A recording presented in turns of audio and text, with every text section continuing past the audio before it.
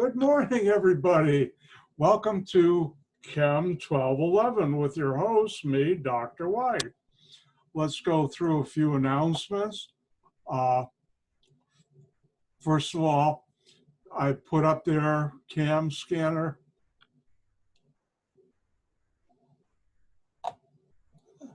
PDF file if you need to make a single PDF file from your labs or your test.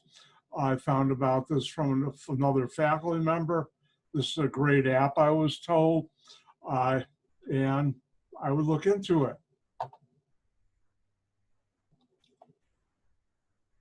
All right, let's move down. This Thursday will be test number 2. Test number 2 will be like test number 1, is the fact that I will make it available sometime Wednesday, the PDF file that will be password protected. And on Thursday, about 8:30ish or so, I will be sending out an email with the password. You'll have until Friday morning, 9 o'clock, to take the test and upload your answers for test number 2 as a single PDF file. Test number 2 covers chapters 4 through 8, tea break. No, tea break won't be on the test, I just took one. But continuing on, this will cover chemical bonding, including ionic and covalent chemical bonds, and it'll cover mole and mole-related topics, including balanced chemical equations. Test has 21 problems, 9 pages, no multiple choice, but some of them are multiple part, like part A, B, and C.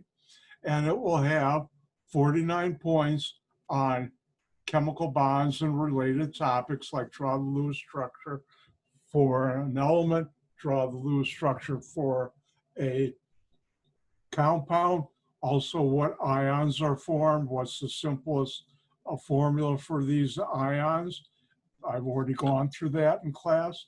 Also, they'll have 56 points on mole and mole related topics, including balancing chemical equations. I'll have 12 points on balancing chemical equations, 4 problems, because I think it's that important. And guess what? There are 5 bonus points. Notice it adds up to 105, not 100. And I'll talk about that in a second. Remember, on the test, under your name, it will say, please use proper significant figures for all calculated answers. And it'll also say, use 3 significant figures for all atomic masses. Remember, I reserve the right to subtract up to 25 points if you don't follow the instructions, or if you don't upload it in time, and if you don't upload it as a single PDF file. Last test, I took off 5 points for people who didn't do that. All right, I'd recommend you download it so you're ready to go. I'll have a periodic table and instructions like I have on this page. They'll be up on Blackboard on Wednesday, right after, sometime before 1 p.m. And you should download it. And if you have any questions on Thursday after our Zoom meeting, feel free to email me. I'll check my email about every hour or two. There will be a Zoom lecture on Thursday. I need the time. I'll be posting test number 2 scores by Sunday, 1 p.m. or earlier on Blackboard. At that time, I'll post an announcement and send you an email so you know it's on Blackboard. And sometime either by Sunday, 1 p.m., I'll also send out individual emails to each student with the points you receive for each problem and part of a problem on the test. On Monday, next Monday, a week from today, I'll go over test 2 answers. I will delete it from the video. And if you can't make Monday's Zoom meeting, come to my office hours. I have a quick question. I do quick questions. So is there anywhere on Blackboard that shows us our total grade? Because when I go to like grades, it just shows me like what I've gotten for each lab and for like exam. Is there like a total You grade? have a total that I blacked out because it confused people. Um, all you have to do, here's a simple way, is go on Blackboard.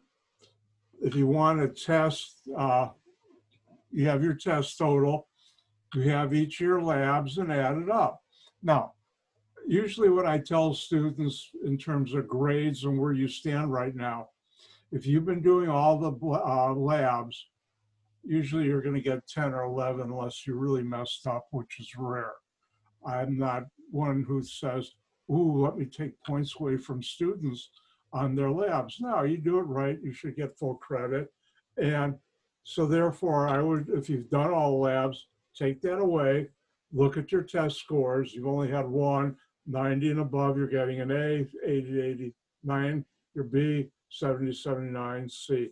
Thank God I don't have anybody below that. Remember, Dr. White feels very good and happy when students get A's or B's. So hopefully that will help you. If not, come to my office hour tonight or Wednesday night, and I'll go through your grades and points, and I'll tell you where you stand. But generally, the test is a good indication of where you stand. Okay? Okay, thanks. You're welcome. All right, now, test number 2, because it is harder, will have five, yes, 5 bonus points. Dr. White's being silly. For some reason, in front of a camera, I get silly, but I still do chemistry. The 5 points, some teachers at the end put a real hard problem as their bonus points. I don't do that. I just had the whole test add up to 105. So what are the bonus questions? Whichever ones you pick, because the whole thing adds up to 105. Now, why do I call it bonus? Because if you look at the syllabus, I think it's 365, 635 points. It doesn't, that number, which is the max number of 100-point test and everything else, I don't include the bonus points. So that's what it is, why I call it bonus. All right. Any questions? Going once, going twice, let's move on. I promised today that I would go through the problem set, so I better keep my promise. Oh, one other thing, actually 2 other things. If you look in Blackboard, important information, not important, if you look in Blackboard in the lecture folder, you'll see near the bottom a new file called Test 2 Important Information. And on Test 2, this is actually what you're going to see on the last 2 pages, I think it is, of your test. Remember, you should not be opening your notes, should not be going on the internet, and you should not be talking to other students while you're taking the test. But I do give you this information, and that's for you to help you while you're taking the test. All right, let's go through test number, chapter 8, problem set. I will put out an email. I forgot to over the weekend, I just realized I did. Chapter 6, number 4, there's a mistake. Chapter 8, number 10, there's a mistake also. So I'll put out an email with the corrections. Now, when you're doing these type of problems, the important thing to remember is the number in front of a balanced chemical equation, like 5 in front of the O2, is a molar relationship. What this reaction tells me is the fact that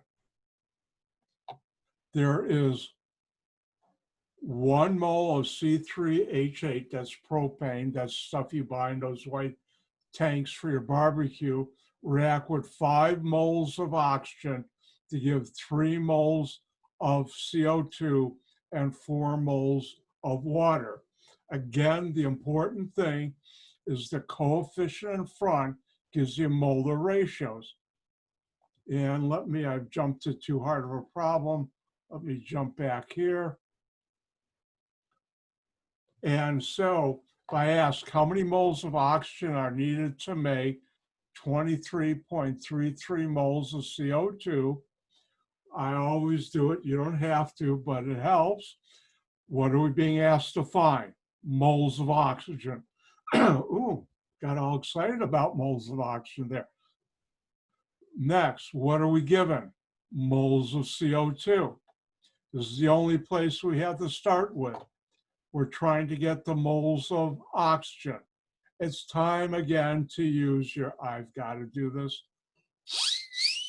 Your good buddy, your good friend, my good friend. Ooh, double one today. Your good buddy, your good friend, unit analysis. Whatever you try to get to goes on top of a ratio. Whatever you're trying to get rid of goes underneath the ratio. And remember, anything divided by itself becomes number one, is canceled out. And therefore, where do we get these numbers? From the balanced chemical equation. 5 moles of oxygen make 3 moles of CO2. 5 moles of oxygen per 3 moles of CO2. These are exact numbers. 4 significant figures, and this should be 4 significant figures. I made a mistake. Oh gosh, I'm going home. Goodbye. No, I'm not. But anyways, that should be, let's get my, hold on one second.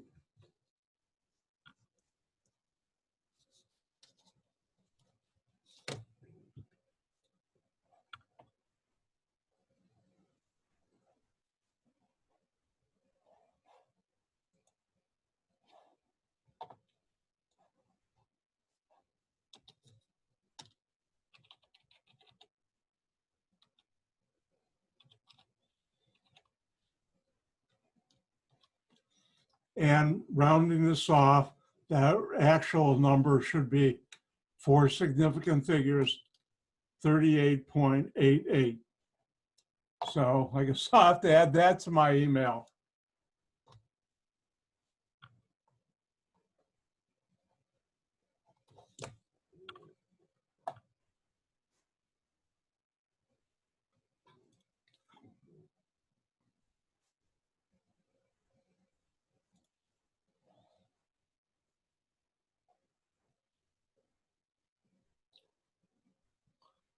All right, let's check another one, see if Dr. White messed up. All right, let's look at this. How many moles of ammonia, and H3 is ammonia, are needed to make 4.58 moles of nitrogen? Now, what are we trying to find? Remember, look at the units, moles of ammonia. What are we given? Look at the units, moles of nitrogen. Here's what we have to start with. What units what answer do we want our units in? Here, it's time to use unit analysis. Whatever we're trying to get to goes on top of a ratio. Whatever we're getting rid of goes underneath. Where do we get a ratio relationship between moles of nitrogen and moles of ammonia? Right here. For every 4 moles of ammonia, you make 2 moles of nitrogen. So for every 4 moles of ammonia, you make 2 moles of nitrogen. Notice moles of nitrogen divided by moles of nitrogen become the number 1 and cancel out. We're left with the right units. And now we have these numbers. These are exact, 3 significant. I got this one right. And 3 significant exact number.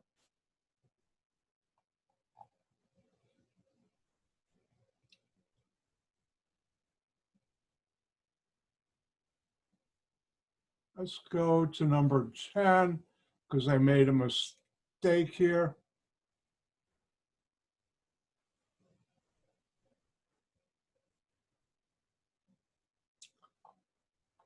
Let's skip number 10. I'll rewrite it.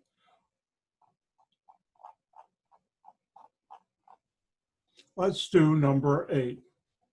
Now, we're given a balanced chemical equation. And the question is 10 points. 10 points. How many moles of water are made when you react 4.12 moles C3H10 propane with, oh, this is limiting reactants. I jumped too far.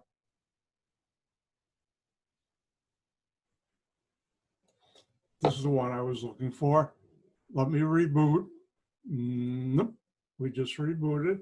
All right, let's look at the following. You're given a balanced chemical equation, and the question is, how many grams of CO2 are made when you react 45.66 grams of propane, C3H8, with an excess of oxygen? As soon as you see excess of oxygen or any molecule or element, you can ignore it. It's out of the picture. So what are we being asked to find? How many grams of CO2, carbon dioxide? What are we given? How many grams of propane, C3H8? Now, there's no way I can, which means you can't either, go from grams of propane, C3H8, directly to grams of CO2. You can't. You need 3 steps.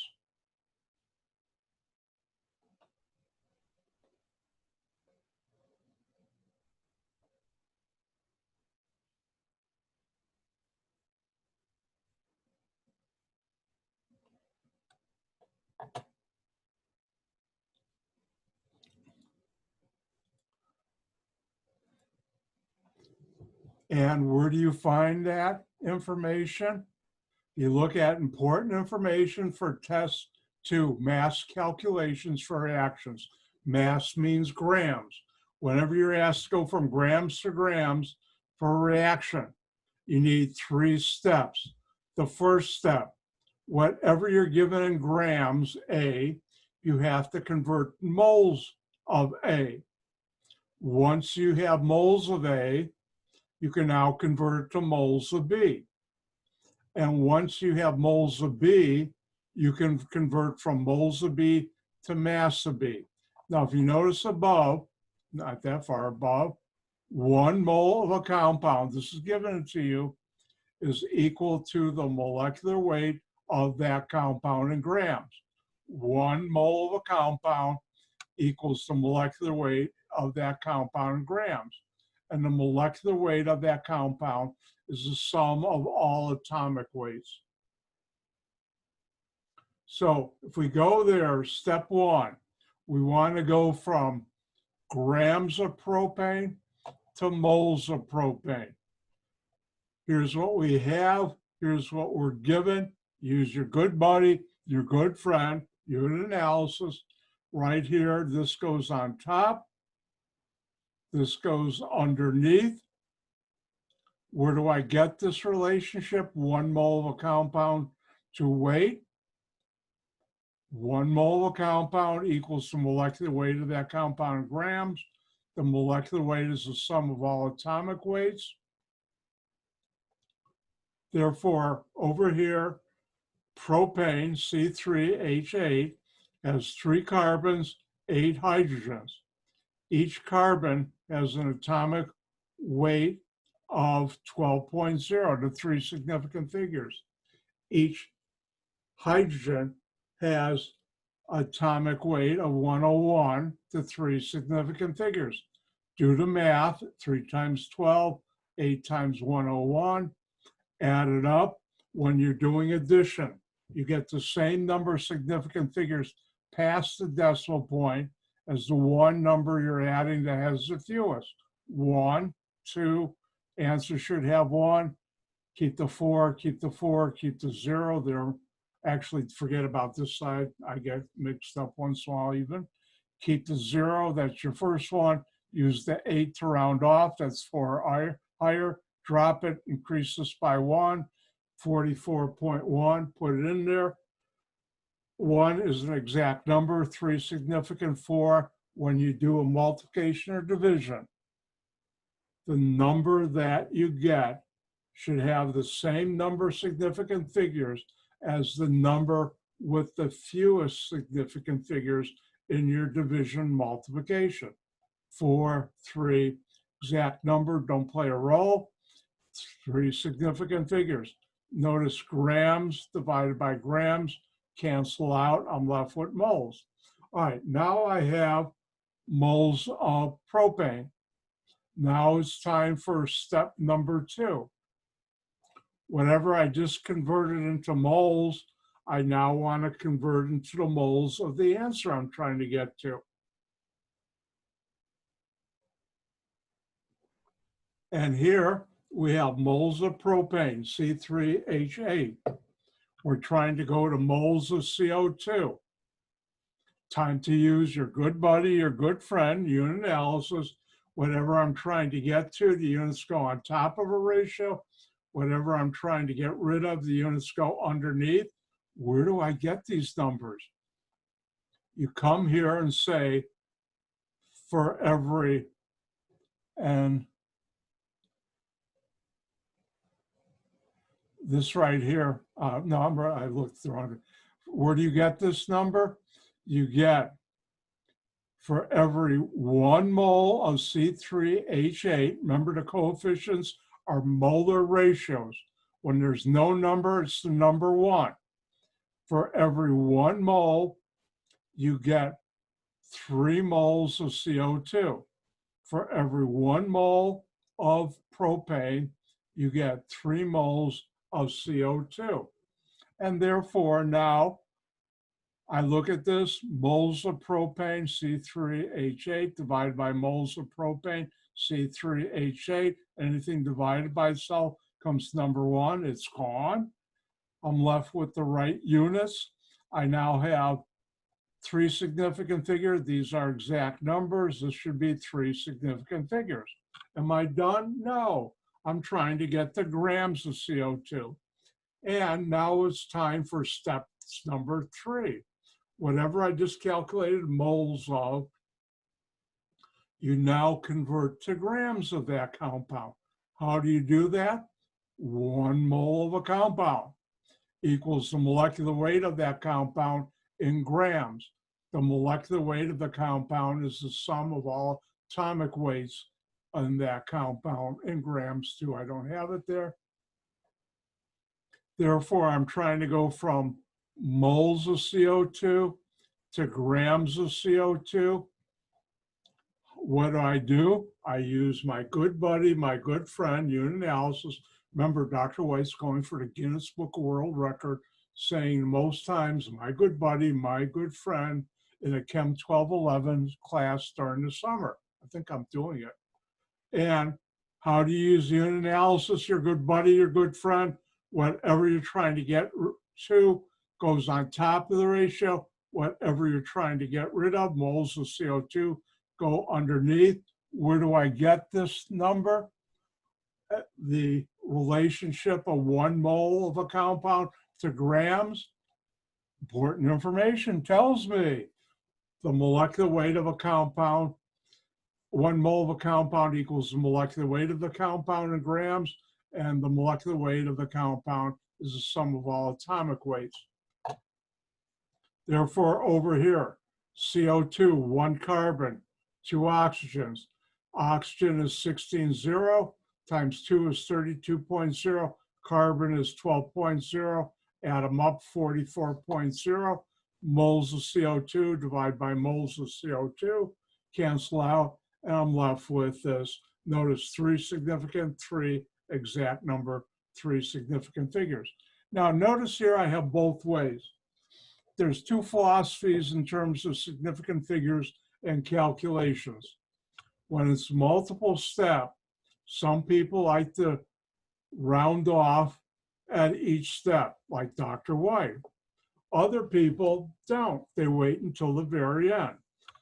in my class, on my test, and the final. I'm not going to force you to do one or the other. Therefore, I will calculate the answer both ways.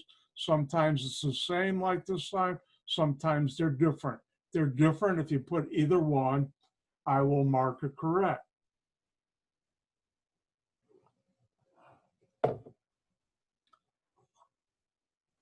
I don't know if I told you this, but Dr. White is that close to the person grading the test, me. So that's how I'll do it.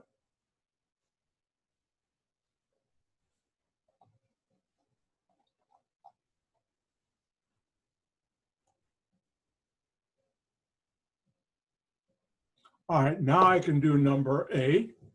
Let's look at the following. For the following reaction, you're given a balanced chemical equation. How many moles of water are made when you react 4.12 moles of propane, C3H8, with 18.4 moles of O2? Now, keep a secret. Whenever you see a reaction, a problem like this, where you're being asked to find the moles of a product, remember this side product, this side reactants, and you're given the moles of both reactants, then this is a limiting reactant problem. And being the nice guy I am, if you notice on important information, test number 2, you'll be given this limiting reactants. Determine the number of moles of product produced using moles of each reactant. That means you got to do 2 steps. Then the lower number is your answer. Remember, that's like when you were running out making pens with caps and bodies. You had 10 caps and 5 bodies. How many pen units can you make? 5. Because once you run out of the base unit, even you'll have extra caps left over. Well, it's the same way. What are we being asked to find? Moles of water.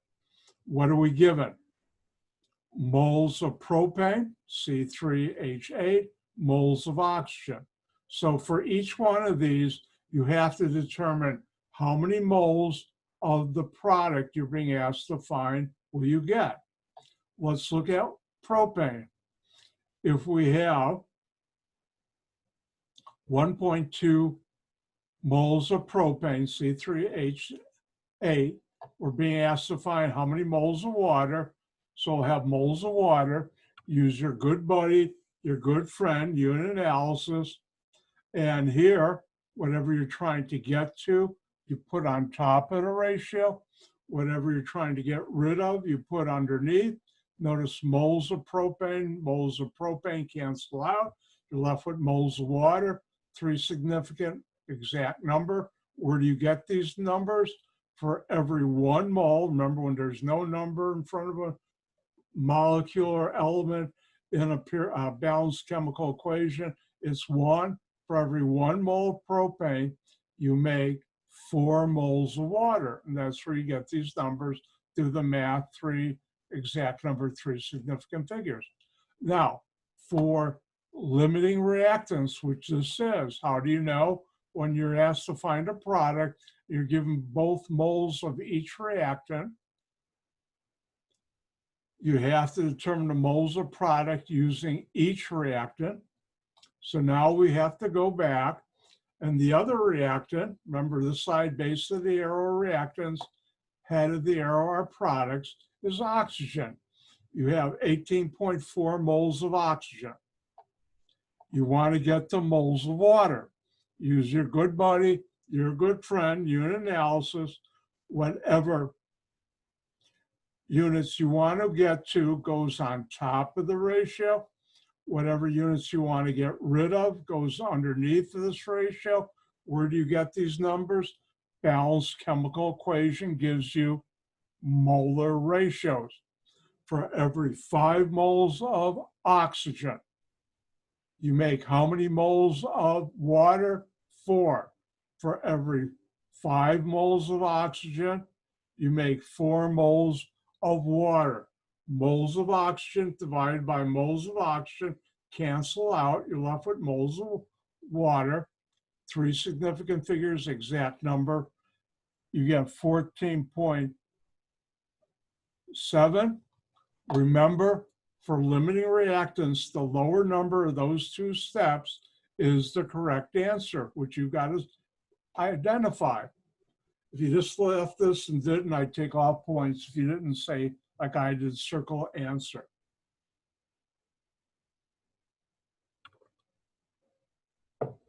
And that's everything for test number 2. You're all prepared now for test number 2. Tomorrow, I decided instead of doing the day before, I'll do it 2 days before. So in case on Wednesday you have any last minute questions, I can handle that in our Zoom meeting. Tomorrow, I will be doing my world famous review for the next test. And it's also located, the file for that is located on the lecture section of Blackboard, but I'll go through it tomorrow and hopefully that will help you do good, which is what I want to see. Any questions? Remember, in my class, in my universe, there's no such thing as a dumb question.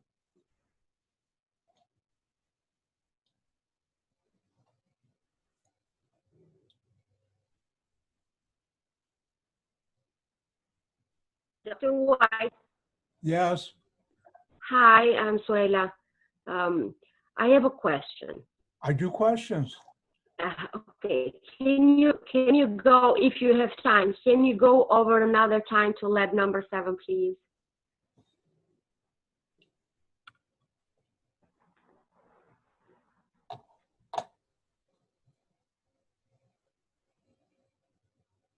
Number 17 from what problem set?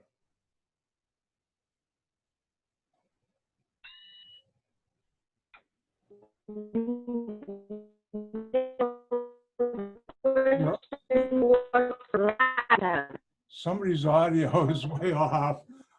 I'll tell you what, Suela, can you come to my office hour tonight and I'll do it then?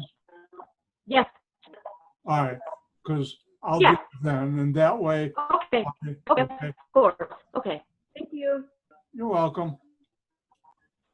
Okay, great.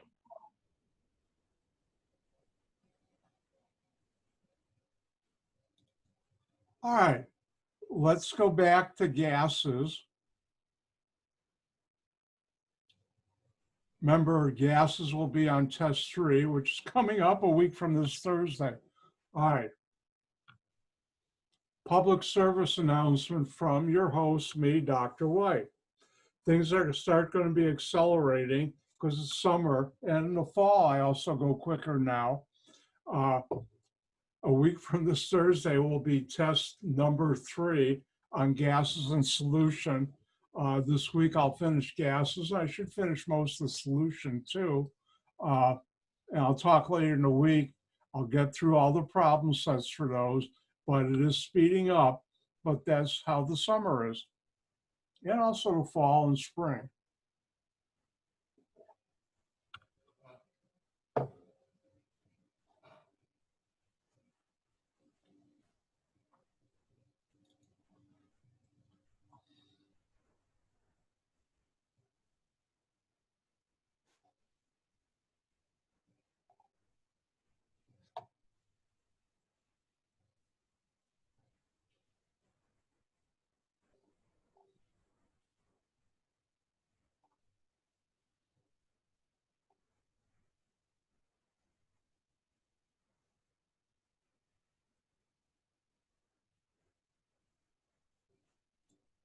All right, last week I talked about Boyle's law, and don't memorize the words, I don't, but Boyle's law is P1 times V1 equals P2 times V2. P1, and by the way, you'll be given this important information for test 3 when you take it. I don't make students memorize formulas anymore. I used to, don't anymore. P1 is the initial pressure, V1 is the initial volume, P2 is the final pressure, and V2 is the final volume. And with this, chemists can calculate in a balloon, cylinder, or other things, what happens to the relationship between pressure and volume. And this is done when temperature is kept constant. Ooh, a note for Dr. White, remember to hand pump. I will.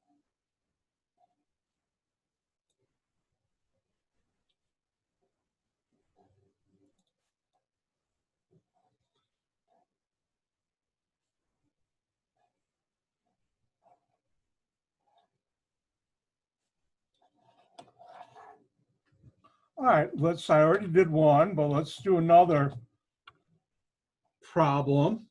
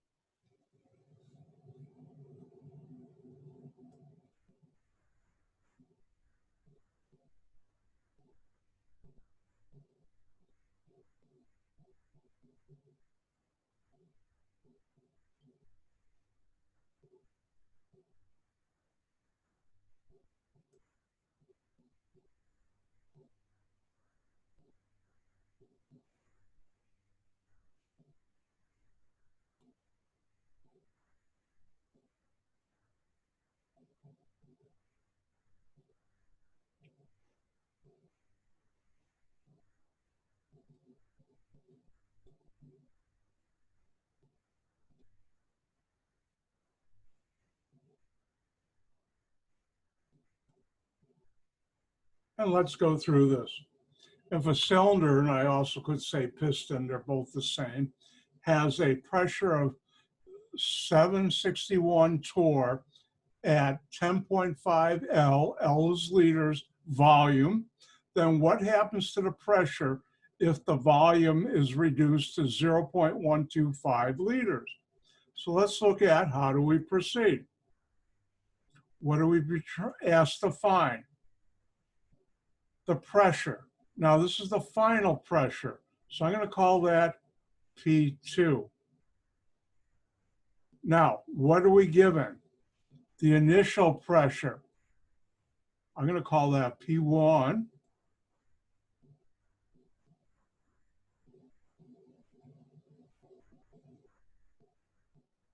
We're also given the initial volume. I'm going to call that V1.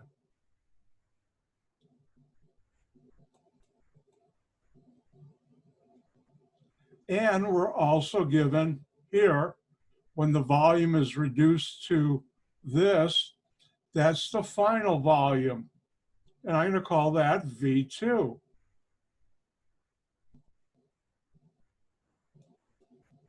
Now, if you notice right here, all we have are pressure and volume, and we're only being asked to find pressure. So this deals with only pressure and volume. Immediately I know Boyle's law. P1 times V1 equals P2 times V2. Now, what are we being asked to find? P2.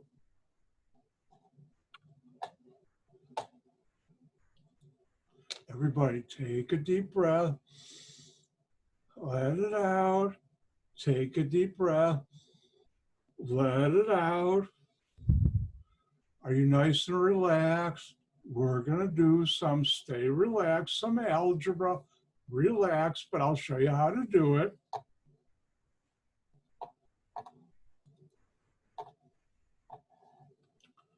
What are we being asked to find? P2. How do we get that alone? I've got to get rid of V2. How do I get rid of anything when it's multiplied times something else? Anything divided by itself equals the number 1. So therefore, I'm going to divide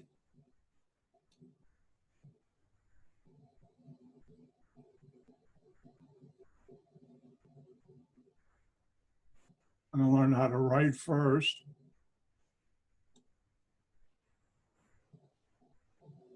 That's better. I want to get rid of V2, so I'm going to divide it by V2. Anything divided by itself becomes the number 1. Whatever I do to one side, I have to do the other. Notice this cancels out.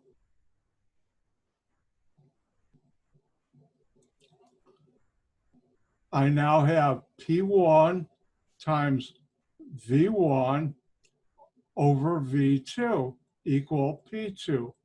Now, you don't have to do this, but Dr. White always does, and good habits I don't change. I'm going to rewrite this because this is going to make my life easier. You don't have to, but I will. Now, what's P1? Come over here.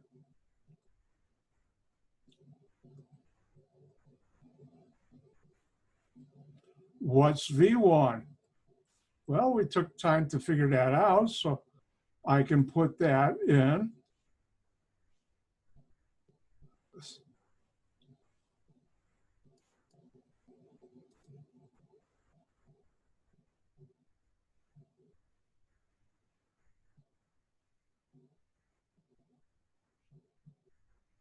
Let's try a straight line again.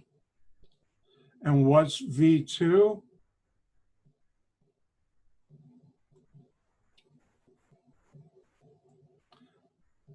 And now I'm going to use my good buddy, my good friend, unit analysis to check. Remember, anything divided by itself equals 1. Therefore, a liter divided by liter, the units cancel out. What am I left with? Torque, which is a pressure. So I'm on the right track. So now I'm going to go get my calculator.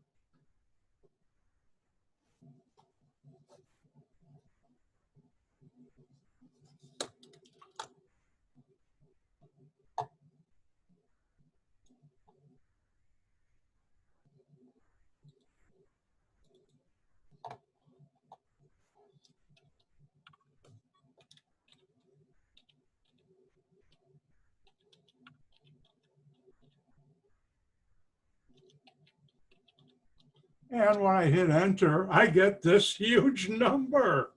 And if I round that off to 3 significant figures, that would be 639.00.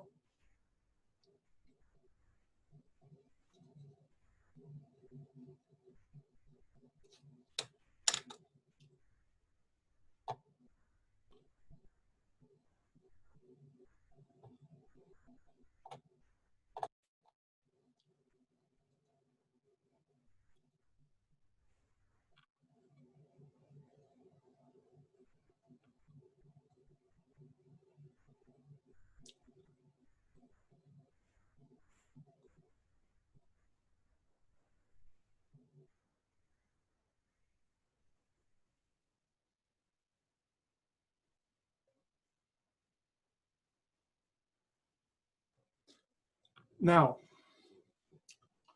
and here would be the answer. You can write it either way for this problem. Now, one of the questions we'll be getting, you'll be able to ask more and more now, we're getting into the juicy part of the semester, is why am I learning this stuff? What good is it for me personally? Why should I know about this stuff? Well, the important reason to answer that is because you want to get a good grade on the test because someone said you have to take this course to get into a program or a school. But why really learn this? Well, let's take a look.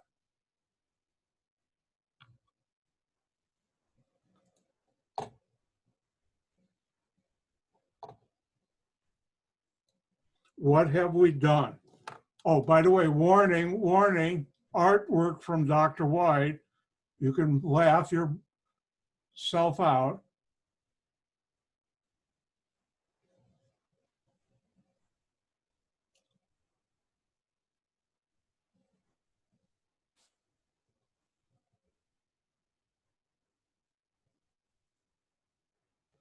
If we have our cylinder here, yep, that's a cylinder with a piston in it, so you can push it down. And we go from the higher volume to the lower volume. What happens to the pressure inside? It goes straight off the roof. I mean, it gets really large. That's a high pressure. Why is this important? Well, how many of you have ever used bicycle pumps and you're pumping up your tire? Or you use say a soccer ball, football, volleyball, you pump it up with that hand pump. What are you doing? You have a cylinder. You're going from one volume and pressure to lower volume, and that increases the pressure in the gas in the pump, and that's how you inflate whatever you're inflating, like your bicycle tire. Now, if you go to local gas stations, I still have, luckily, 2 in my area that are still free. Most aren't. You can get air for your tires. What's the device you go to get that air? It's called a compressor. Why is it a compressor? Because you've got a piston with an electric motor that's compressing the gas, and it's making it a higher pressure than atmospheric pressure, 760. And that's how a compressor works. I bet you never thought when you're filling your cars with car, hold on, fill your car tires with air, you're using Boyle's law. I bet you didn't know. Now, next time you're at a gas station with a friend and you see someone filling their tires up, you can tell your friend, neighbor, loved one, look, they're using Boyle's law to be able to inflate their tires. People don't like hearing chemistry in a gas station. But anyways, that's Boyle's law. And that's where these gas laws come into effect, because we can use them in our everyday life anywhere we have a gas we're doing something to. Where else does that play a role? Guess what? In your car. That has cylinders and gas that's exchanging pressure and volume too. But another law also governs that. How are we doing time-wise? You know something? I'm going to give you an extra whole 20 seconds on your break. Come back at 10 o'clock.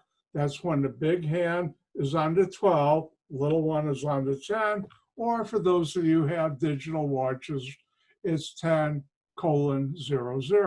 And I'm going to go stretch. I'll see you in a couple minutes.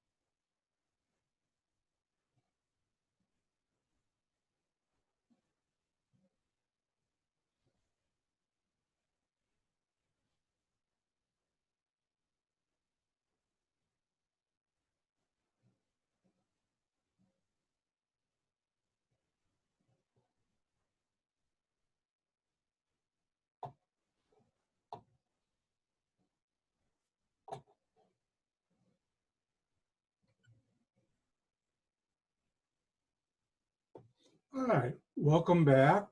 Let's get going, but before we do, important announcement.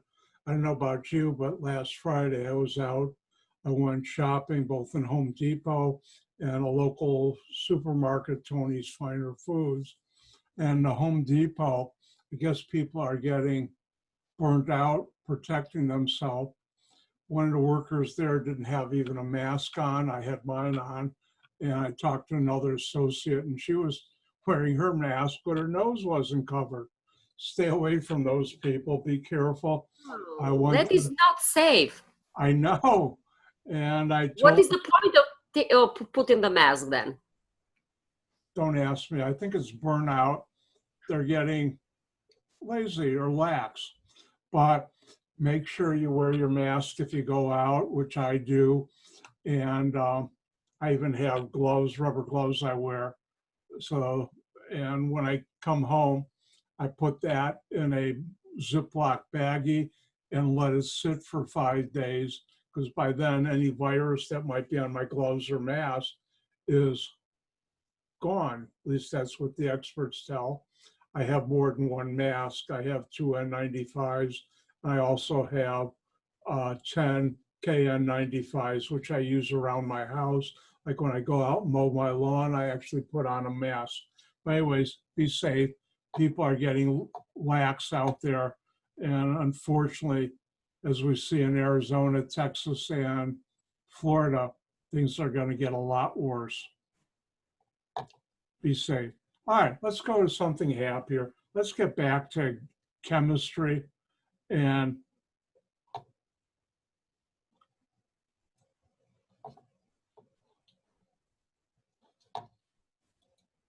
so this is Boyle's law. And next Monday, I'll be going through the gases problem set on Monday. Like I said, things are picking up. Don't fall behind. Now, we've done our practice, see board. Well, let's see the screen. Now, Charles' law. Everybody, pay attention. Click. The switch, will that be on a test? I've just turned to the off position. But I do want to mention it. Now, Charles' law deals with the volume of a sample of gas is directly proportional to its Kelvin temperature if the pressure is kept constant. Ooh, a note to Dr. White, remember to balloon if it's left outside. And Boyle's law is V1 over T1 equals V2 over T2. Pressure is not involved. Now, it's important to remember in the gas laws, the only temperature we can use is Kelvin. And Kelvin is degrees C plus 273. Now, this is harder algebra. And every time I put it on a test, the majority of students don't get this right. So I will not put this on a test for my final ever. And you've got that as my word. But the interesting thing is, if you ever have one of those party balloons and you put it outside after the party, like tie it to your balcony or somewhere, and it's winter, and next day it goes, oh no, all the air escaped. No, it's still in there. What happened was it got colder because it was inside your house. Now it's outside. Winter temperature, so far at least, gets cold. Climate change, well, that's another thing. But anyways, when the temperature goes down, the volume goes down because of Charles' law.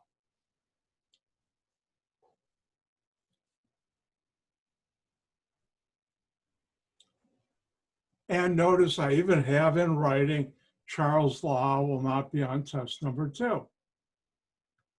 Now, there's a combined gas law dealing with volume, pressure, and temperature, and it's this. This can be derived from the ideal gas law. Therefore, it's sort of like combining Boyle's and Charles' law together, but I will never have this on a test or final because of the ideal gas law. Now, the following also will not be on the test. Switch is still off. Avogadro, oh, I heard that name before, and this is why. Avogadro came up with a relationship. He determined a law that the volume, V1, initial volume in moles, is equal to V2 over N2. So in this case, the volume of a gas is directly related to the number of moles of a gas when temperature and pressure are not changed. Now, it turns out this can be derived from the ideal gas law. I'll never ask you to do that, but this is an important concept because this is how people originally figured out how to find out if I knew the volume of a gas at a certain volume, I can calculate the moles. Oh, by the way, 1 mole of a gas equals 22.4 liters at STP, standard temperature and pressure, but that won't be on the test.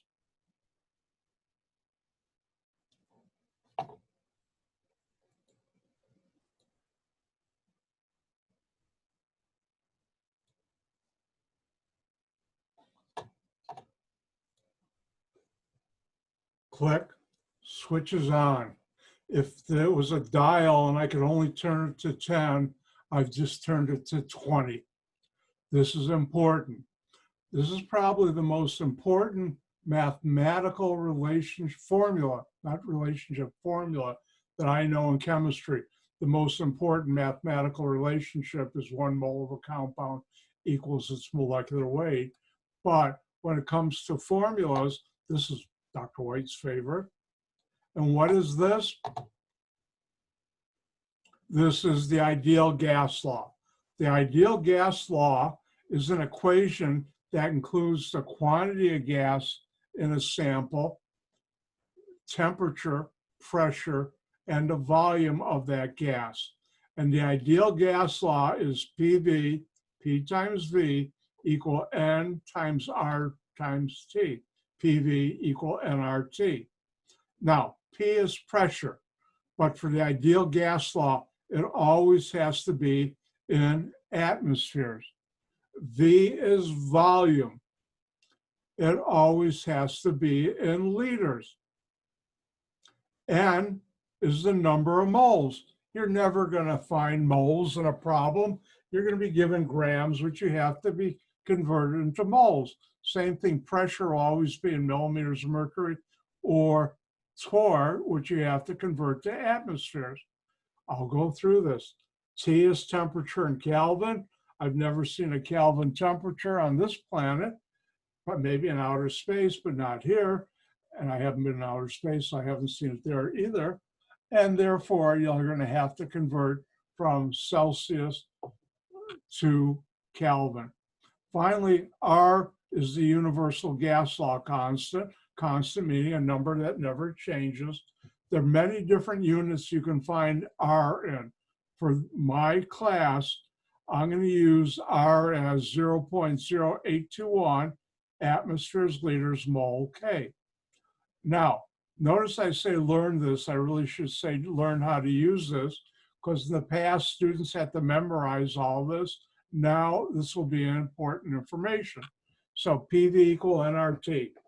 Pressure times volume equal moles of a gas times the universal gas law constant times its temperature.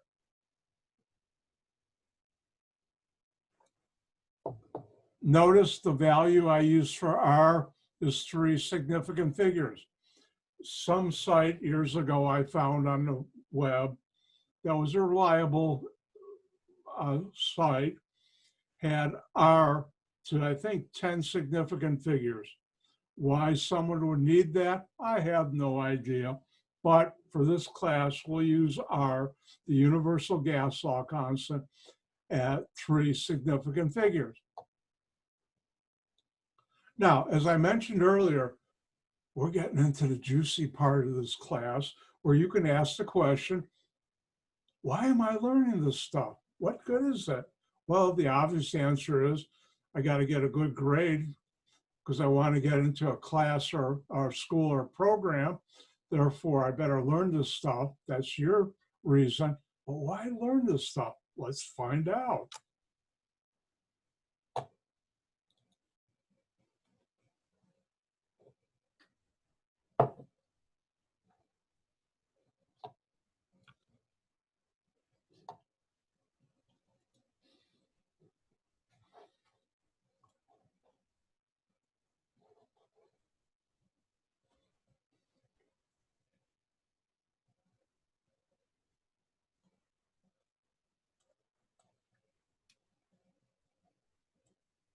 Ideal gas law: pressure, volume, moles, amount of gas, constant, universal gas law constant, and temperature.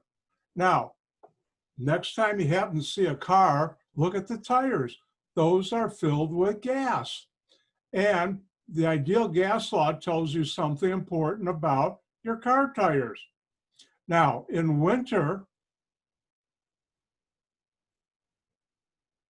especially winters past, the temperature gets real cold.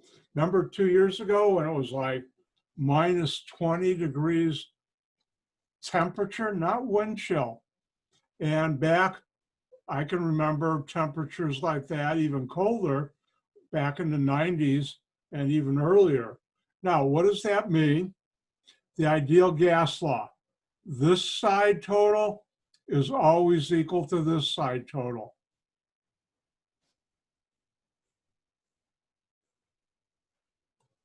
Therefore, in your tires, this is always constant. If you don't have a flat, and hopefully you never do, I've had a couple in my life, they're never fun, the volume of your tire stays constant. And the temperature, moles or amount of gas in your tires stay constant. Therefore, when the temperature goes down, in order for this side to equal this side, then the pressure goes down.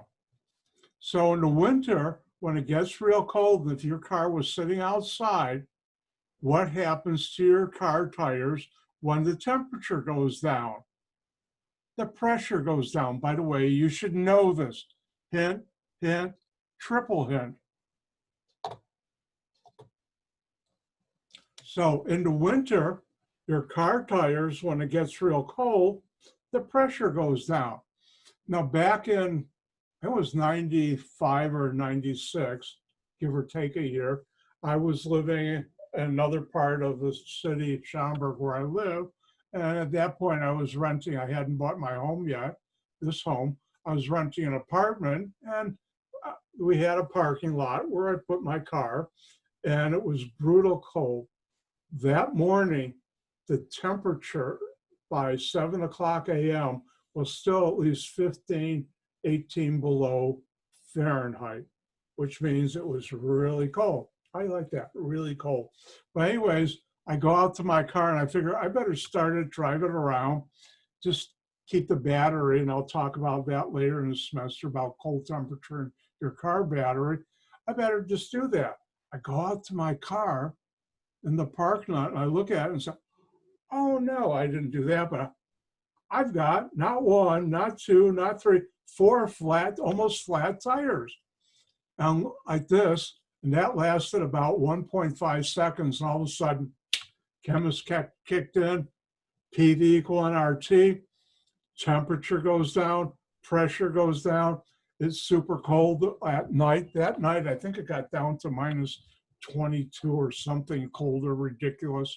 That's not the wind chill. So what did I do? I got in my car, started up, thank you, keep a good battery and stuff.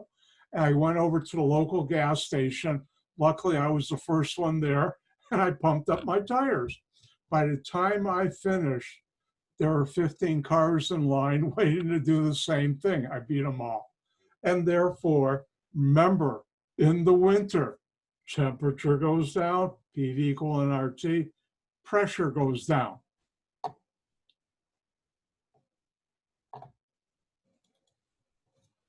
Now, what happens in the summer?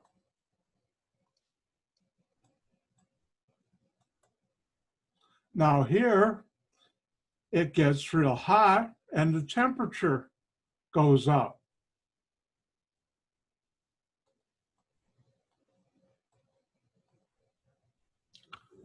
And now if we look at this, again, in your car tires, your volume doesn't change unless you get a flat and all bets are off now, but you don't. The now to gas mole stays the same. Universal gas law, R, stays the same. It's a constant. But this whole side has to equal this whole side. Therefore, in the summer, the temperature goes way up. And what that happens, your tires, the pressure in your tires goes way up. I think I was off a year by my winter calculation, but I do remember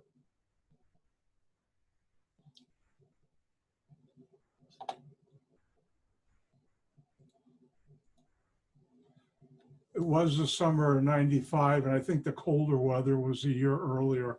But the summer of '95, I was working at PPG Mazer Company in Gurnee. I had a long trip on the interstate to go up to Gurnee.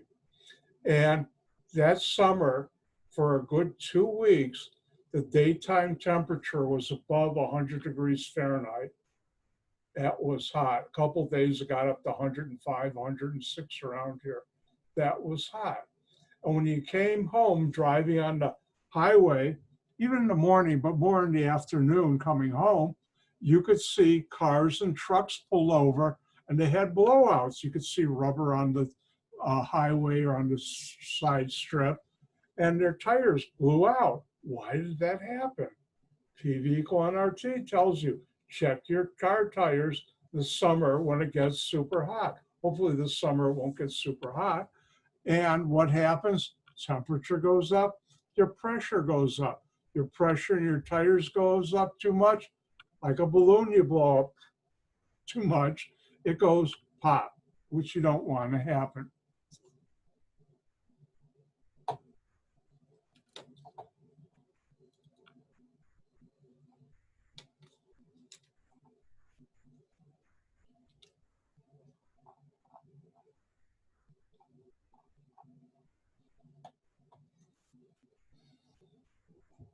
All right, let's look at a PV equal NRT problem.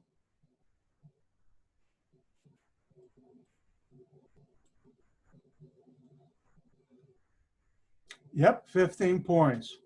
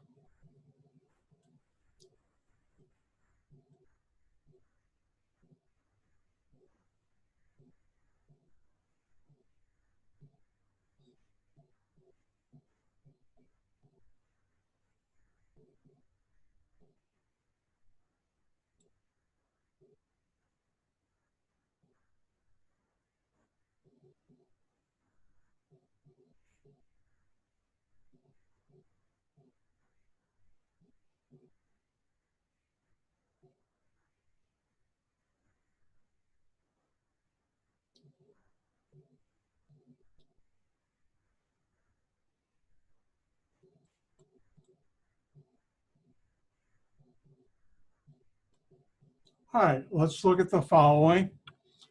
I haven't done it all day, so I don't want you to feel left out. I did it once, let me do it again. Thumbs up, people. Can you see the red 15? Yes, thank you. All right, let's go through this. What is the volume of nitrogen gas? And you can do that. A lot of places are selling that instead of using air in your car tire, if the pressure is 759 torr, the temperature is 21.0 C, and the amount of nitrogen is 5.6 grams. Remember, 15 points. Why? There's a lot of work. Let's get going. What are we being asked to find? Volume. What are we given?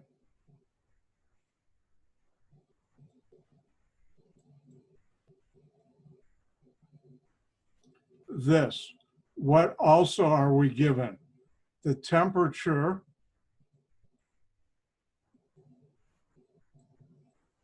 What else are we given?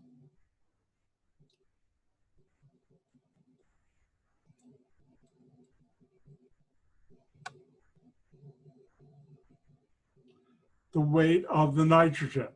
Now, if you look at this problem right here, you're dealing with a gas. You're given pressure, temperature, and weight. You're being asked to find volume. Are any of the variables changing? No. Also, this is a giveaway right up here, 15, but so immediately you should know PV equal nRT, which you'll be given. What are we being asked to solve for? This. Relax, we're going to do some algebra. Relax, relax. Does that work? Hopefully you're nice and relaxed. We want to solve for what? Volume. How do we solve for something? When you have a multiplication, you want it alone on one side. Remember, anything divided by itself equals the number 1. So if I want this alone on one side, I got to get rid of P. How do I get rid of P? I divide this side by P. Whatever I do to one side, I have to do to the other. This cancels out because of this. Therefore, V equals nRT divided by P. However, these have to be in the right units. Now, let's do the first one. And only because I have it up here, pressure. Pressure in PV equal nRT has to be in atmospheres. But we have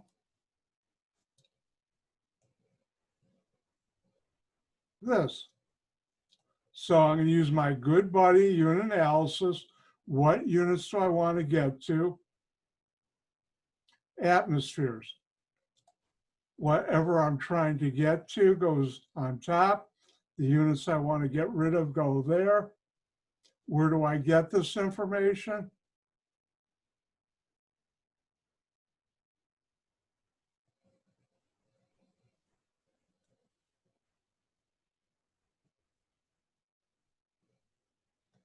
.760 torr equal 1 atmosphere, also 760 millimeters of mercury. That will be given to you on test 3.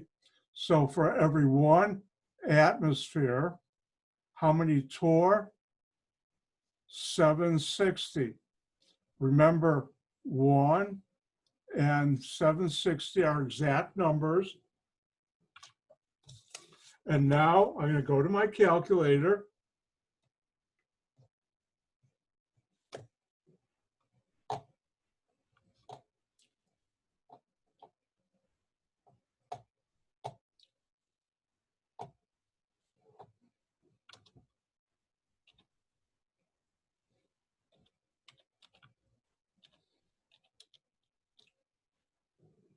And here's my number. And notice this should be rounded off to 3 significant figures. And I'll get 0.999 because I keep the 9, keep the 9, keep the 8. Number to round off is 6. 5 or higher, drop that. That becomes a 9. Now, this is one of those problems you can round off at the end or each step. I'm an each step person, but I'll calculate it both ways, and there might be two slightly different answers.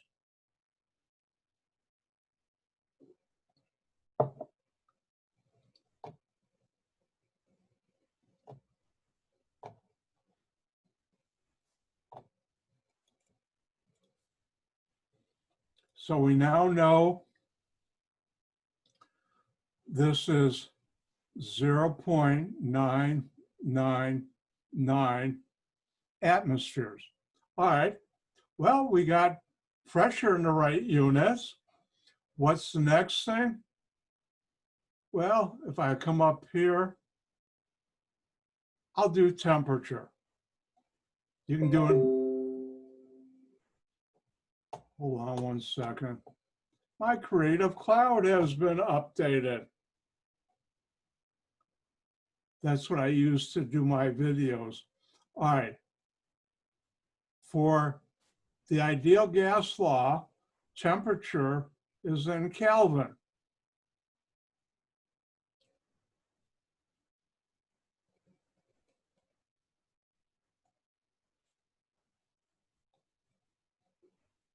My temperature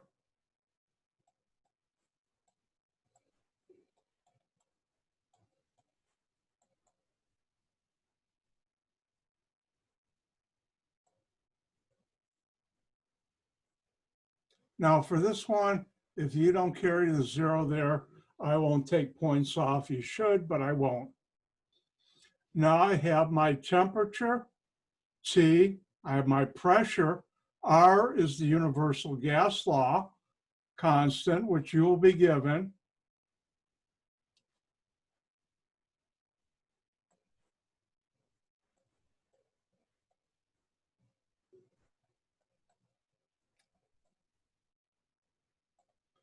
I know this one by heart, but you don't.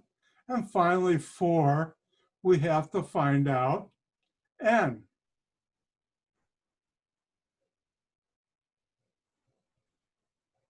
N is moles. In this case, we want moles of nitrogen. Well,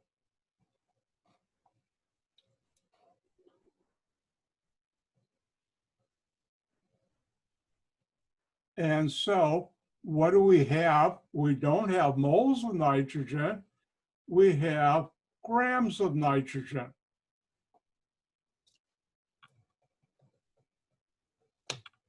So if I come down here,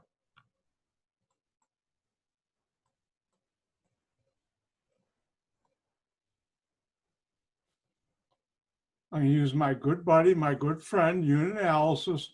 I want to get to moles of nitrogen.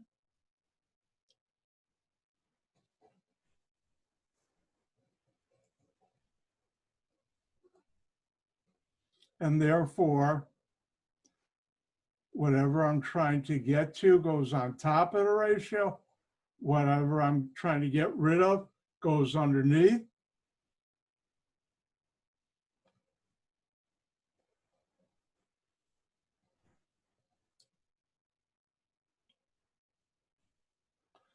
Looks like I'm going to go about 2-3 minutes over. Hang in there, class. I apologize, but I do want to finish this today. Where do we get this? 1 mole of a compound equals its molecular weight. Nitrogen, 2 nitrogen, 2 times 14.0 equal 28.0. Grams cancel out. I'm left with the units I want. And let's go to my calculator.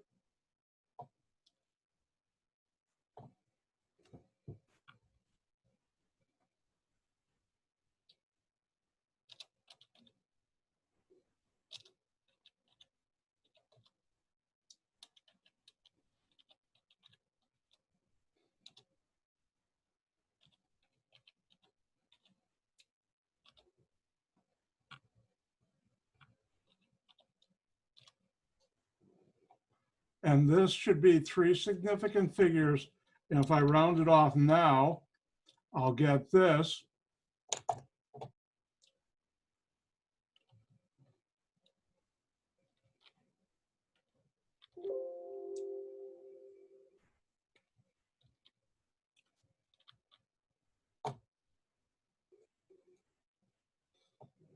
And now I'm going to go back.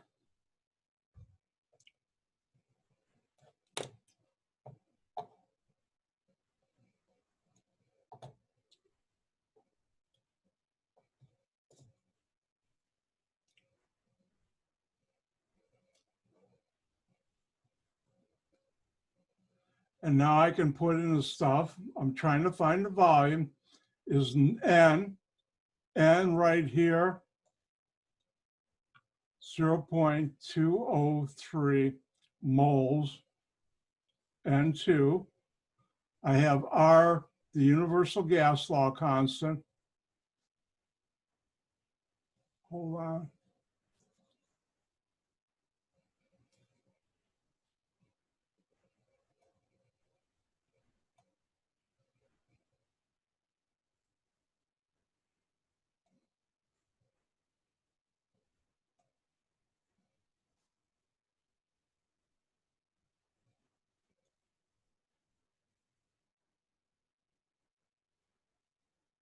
Then I have T.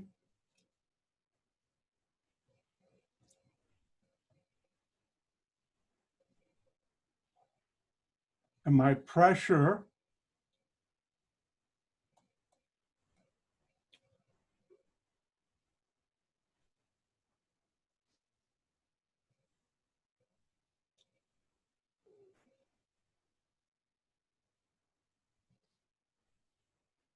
now use unit analysis again. Forget about the stuff underneath. This divided by this, moles are gone. Kelvin, Kelvin, Kelvin are gone. So this is all gone. All I have left on top is atmospheres, liters. Atmospheres divided by atmospheres. I'm left with liters. Yay, that's a volume. And now I can go do the math. Again, hang in there. I apologize profusely.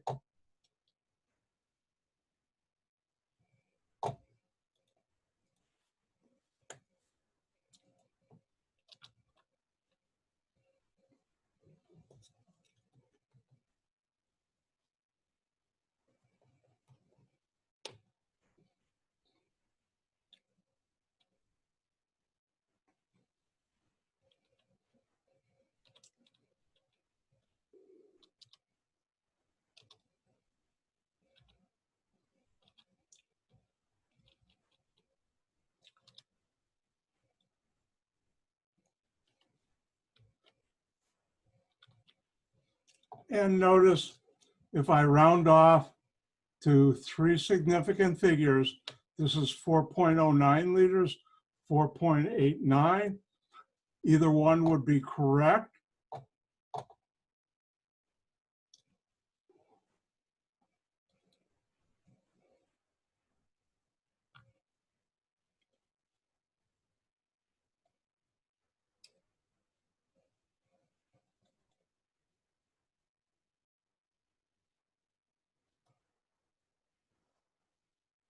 And that's how you do it.